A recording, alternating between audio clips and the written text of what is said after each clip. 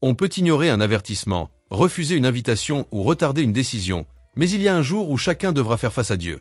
Ce jour-là, personne ne sera oublié, personne ne passera inaperçu. La terre tremblera, le ciel s'écroulera et tous, des rois aux simples citoyens, seront là. Ce jour-là, tous les serviteurs se tiendront devant Dieu. Plus de masques. Ce qui était caché sera révélé. Ce qui était orgueil deviendra honte. Ce qui paraissait insignifiant aux yeux des hommes sera élevé aux yeux de Dieu. Certains entendront des paroles qui les transformeront. L'éternité, d'autres des paroles qui scelleront leur destin à jamais. Cette vidéo est destinée à ceux qui veulent connaître la vérité avant qu'il ne soit trop tard, car lorsque ce jour viendra, il n'y aura pas de retour en arrière possible. Ce que vous découvrirez aujourd'hui peut faire la différence entre le paradis et l'enfer. Restez jusqu'à la fin. Vous devez tout entendre depuis le début des temps. Dieu a établi un principe auquel personne ne peut échapper. Tous les êtres humains devront rendre compte de leur vie. Il ne s'agit pas d'une allégorie ou d'une image symbolique, mais d'une vérité absolue et irréversible inscrite dans Hébreux 9h27. Les hommes ne mourront qu'une fois, et ils seront alors jugés, quelle que soit leur classe sociale, leur culture, leur religion ou leur renommée. Tous ceux qui ont vécu se tiendront devant Dieu, car le jugement est juste et fait partie du plan de Dieu pour l'univers. L'apôtre Paul en dit encore plus à ce sujet dans Romains 14h10. Nous comparaîtrons tous devant Jésus-Christ pour être jugés. Il s'agit d'un événement réel, pas seulement d'une métaphore. Tout le monde sera jugé, quelle que soit sa célébrité, sa pauvreté ou sa puissance. Imaginez cette scène. Le silence est total, et des millions, voire des milliards de personnes sont rassemblées en un seul lieu devant le grand trône blanc décrit dans Apocalypse 20h11. La Bible dit que la terre et les cieux ont fui devant sa présence. Et ils n'avaient nulle part où aller. C'est le moment le plus grave de l'éternité. Il n'y aura nulle part où se cacher, et aucune excuse ne sera acceptée. Toute tentative humaine de se justifier sera ignorée par le juge. La majesté du trône brille d'une lumière éclatante et tous les regards se tournent vers celui qui siège avec l'autorité suprême. Les morts ressuscitent, la mer rend ses morts, et le tombeau ne peut plus contenir personne. À la fin des temps, tous ceux qui ont vécu sur la terre seront réunis avec leur âme. Ils seront tous là, de toutes les nations et de tous les temps. Ce sera un événement paisible et ordonné, avec des anges en place et les livres célestes attendant d'être ouverts. L'atmosphère sera empreinte d'un profond respect, comme une cour éternelle où le temps n'existe plus. La foule sera très nombreuse, mais chaque personne sera jugée individuellement. Dans ce cadre impressionnant, où le ciel et la terre sont silencieux, quelque chose commence à se passer. Les livres sont ouverts et le silence de la salle du jugement est rompu par un mouvement d'anges. Ils s'approchent d'une table sainte, avec une attention respectueuse, ouvrent les livres du ciel. Ces livres ne sont pas ordinaires. Ce sont les archives éternelles de la justice divine depuis le commencement. Si vous aimez découvrir l'histoire biblique et son impact sur le monde d'aujourd'hui, cliquez sur « J'aime » maintenant. Ce faisant, vous aiderez non seulement à diffuser ces connaissances à un plus grand nombre de personnes, mais vous participerez également à la diffusion de la vérité. Votre soutien est essentiel pour poursuivre ce voyage sur ces sujets fascinants. C'est ce que décrit Apocalypse 20. Les livres furent ouverts, et un autre livre fut ouvert, le livre de vie. Les morts furent jugés d'après leurs œuvres. Tout ce qu'ils avaient fait, dit ou pensé était enregistré. Aucune injustice n'a été oubliée, aucun acte de bonté n'est passé inaperçu, aucun péché non confessé n'a été négligé. Les livres sont exacts et intacts, et ils ne sont pas perdus. Jésus lui-même a déclaré dans Matthieu 12. Le jour du jugement dernier, les gens seront jugés pour les paroles qu'ils auront prononcées sans réfléchir.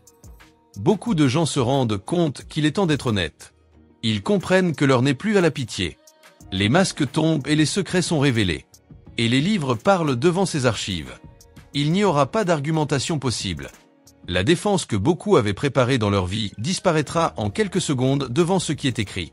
Il ne s'agit pas seulement de péché visible, mais aussi de péché invisible. Vos pensées, vos motivations et vos intentions les plus profondes seront révélées. L'Ecclésiaste 12h14 le confirme. Dieu jugera chacun et chaque chose, bonne ou mauvaise. Il ne s'agit pas d'un jugement superficiel, mais d'un jugement profond et précis. Parmi tous les livres qui seront ouverts, il en est un qui dépasse tous les autres, le livre de vie. Les noms de ceux qui appartiennent à l'agneau y sont inscrits. Lorsque ce livre est ouvert, tous les regards se tournent vers lui. C'est notre dernier espoir, la preuve ultime, et tout le monde se tourne vers lui. Le trône. Parce que le juste juge est sur le point de parler, le trône de justice est au centre de ce décor glorieux et formidable. Il ne s'agit pas d'un trône humain orné de choses sans importance, mais d'un trône éternel plein de gloire, où Jésus-Christ, l'agneau et le lion, siègent en tant que juge de toute la terre. Il ne porte plus la couronne d'épines, mais de nombreuses couronnes. Apocalypse 19h01. Il n'est plus jugé par les hommes, c'est lui qui juge. Jean 5h22 dit. Le Père ne juge personne, mais il a donné à son Fils le pouvoir de juger. Il regarde dans le cœur des gens. Il ne juge pas en fonction de l'apparence des gens ou de ce qu'ils disent. Il voit des choses que personne d'autre ne voit. Ésaïe 11h04 nous rappelle que Dieu ne jugera pas les autres sur leurs apparences. Il ne jugera pas les gens sur la base de leurs actions, mais il sera juste envers les pauvres et soutiendra ceux qui sont humbles. Dieu voit dans l'âme et sait ce que sont vraiment les gens. Il est juste, mais aussi bon, et il est toujours compatissant. Il connaît le nom de chaque personne, il connaît toute son histoire, il se souvient des moments où elle s'est apitoyée sur ses péchés, des choix qu'elle a faits en secret et des jours où elle a failli abandonner. Mais il connaît aussi les moments difficiles, les mauvais choix et les occasions manquées. Tout sera pris en compte. Son jugement est parfait. Les cieux retiennent leur souffle, les anges sont prêts, les âmes tremblent. Puis, avec une autorité que personne ne peut contester, le juge commence à juger cas après cas, âme après âme. Sa décision est définitive. Il n'y aura pas d'appel. À ce moment-là, deux voies s'ouvrent, la vie éternelle ou la séparation éternelle, car le juge, qui est juste, prend sa décision. Ici, les âmes commencent à être séparées. Il n'y a pas de troisième voie, pas de zone neutre. Il n'y a que deux destinations, et toutes deux sont éternelles. Jésus avait déjà annoncé ce moment dans Matthieu 25, 31-32, toutes les nations seront rassemblées devant lui. Il les séparera les unes des autres, comme le berger sépare les brebis du troupeau. Il placera les brebis à sa droite et le troupeau à sa gauche. C'est le moment où le destin éternel de chaque âme est scellé. Ceux qui seront à sa droite entendront le roi dire « Venez, vous qui êtes bénis des dieux. Venez, vous qui êtes bénis par mon Père, recevez en héritage le royaume qui a été préparé pour vous depuis la création du monde. » Matthieu 25, 34. Ils pleurent de soulagement, de reconnaissance et de respect. Ils ne sont pas sauvés grâce à leurs bonnes actions, mais parce que leurs noms sont inscrits dans un livre spécial. Ils ont été lavés dans le sang de Jésus, scellés par le Saint-Esprit et ont gardé la foi jusqu'à la fin. Lorsqu'ils meurent, ils vont au ciel et passent l'éternité avec Dieu. Mais à gauche, la sentence est douloureuse et permanente. Laissez-moi, maudit, aller en enfer avec le diable et ses anges. Matthieu 25, 41. Ce ne sont pas des paroles cruelles, mais des paroles justes. Ils ont été avertis. Ils ont été appelés. On leur a donné des chances, mais ils les ont refusées. Le Christ lui-même a pleuré sur eux de leur vivant, mais au jour du jugement, le temps du pardon sera passé. Ils ne sont pas condamnés, mais seulement parce qu'ils sont si méchants. Mais ceux qui n'acceptent pas le salut maintenant seront séparés de Dieu pour toujours. Il n'y a aucun moyen de revenir en arrière. Apocalypse 20h15 le confirme par un message clair.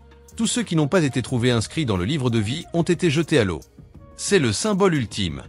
Pour ceux qui ont ignoré la croix, elle marque la fin du chemin. C'est le début d'une éternité sans lumière ni espoir, un destin qui aurait pu être évité. C'est pourquoi, alors que le livre est encore en cours d'écriture, une voix résonne. Ceux qui vivent encore doivent se préparer. Même si de nombreuses personnes sont confrontées à des temps difficiles, il y a encore de l'espoir. Ceux qui croient en Jésus-Christ n'auront pas peur le jour du jugement. Ce sera un jour de bonheur, car ils verront enfin se réaliser la promesse en laquelle ils ont cru. Romains 8. Une personne affirme avec confiance. Il n'y a donc plus de condamnation pour ceux qui sont en Jésus-Christ. La croix, qui était autrefois un scandale pour le monde, se révèle maintenant être le pont sûr qui les a sauvés. Ces personnes sauvées ne se présenteront pas avec arrogance, mais avec humilité. Ils savent qu'ils ne méritent rien, mais ils savent aussi qu'ils ont été atteints par la grâce. Ils ont lavé leurs robes dans le sang de l'agneau. Apocalypse 7h01. Ils ont eu peur, ont essayé d'être bons, ont dit qu'ils étaient désolés pour leurs péchés et n'ont pas abandonné, même lorsque le monde a essayé de les faire échouer. Et maintenant, ils entendent les plus belles paroles jamais prononcées. C'est bien, bon et fidèle serviteur. Tu peux maintenant jouir du bonheur de ton maître. Matthieu 25. Dans Apocalypse 21h04, Jean écrit que Dieu effacera toute arme des yeux de ceux qui auront été sauvés. Cela signifie qu'il n'y aura plus ni mort, ni deuil, ni cri, ni douleur. La nouvelle Jérusalem descendra du ciel, semblable à une mariée, et ses rues seront dorées. Le plus important, c'est que Dieu vivra avec les hommes. Ils verront sa face et son nom sera sur leur front. Apocalypse 22h04. Ce sera l'accomplissement de toutes les promesses faites par le Christ. C'est pourquoi l'évangile est appelé la bonne nouvelle. Malgré le jugement, il y a la rédemption. Malgré le péché, il y a le pardon. Malgré l'enfer, il y a le ciel. Cette espérance est offerte à tous, mais elle doit être acceptée pendant qu'il fait encore jour. Le temps de la miséricorde dure encore, mais il ne durera pas éternellement. Le jugement dernier n'est pas seulement un événement lointain à contempler avec une curiosité théologique, c'est un avertissement divin. Une invitation urgente à la repentance et à la sainteté. Dans Matthieu 24h4, Jésus a clairement indiqué que nous devions nous tenir prêts, car le Fils de l'homme viendra à un moment où l'on ne s'y attend pas. La plus grande tragédie ne sera pas le jugement lui-même, mais le fait d'y arriver sans préparation. C'est pourquoi la parole nous dit constamment de veiller, de prier et de vivre saintement. Le salut n'est pas quelque chose qui nous est donné automatiquement. Il ne suffit pas d'avoir une religion, des habitudes ou de bonnes intentions. La troisième voie consiste à suivre le Christ, à vivre de manière spirituelle et à garder sa lampe allumée comme les vierges sages.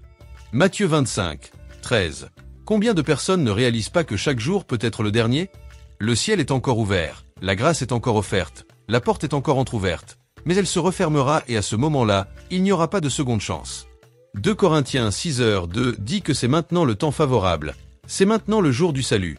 Ce n'est pas demain, ce n'est pas quand tout sera réglé, c'est aujourd'hui, tant que votre cœur est encore ouvert. Si vous respirez encore fort après avoir été battu, il est temps de revenir à Dieu. Tu dois abandonner le péché, rompre avec le mal et accepter Jésus dans ton cœur. Le sang de Jésus purifie toujours, le Saint-Esprit convainc toujours et la croix a toujours le pouvoir de changer votre destin. Si le dernier jugement a eu lieu, pourquoi cela se produit-il encore? Aujourd'hui, votre nom serait-il inscrit dans le livre de vie? Si vous n'êtes pas sûr, n'attendez pas demain.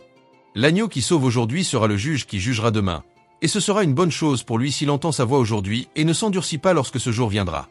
Peu importe le nombre de personnes qui se sont abonnées à vous, le succès que vous avez eu ou le nombre de fois où vous avez été applaudi. Peu importe votre nom de famille ou les titres que vous avez gagnés au cours de votre carrière. Tout cela disparaîtra comme de la fumée devant les yeux du juge équitable. Ce qui comptera, c'est que votre nom soit inscrit dans le livre. En fin de compte, il importera que vous ayez connu Jésus, non seulement par son nom, mais aussi en le suivant jour après jour.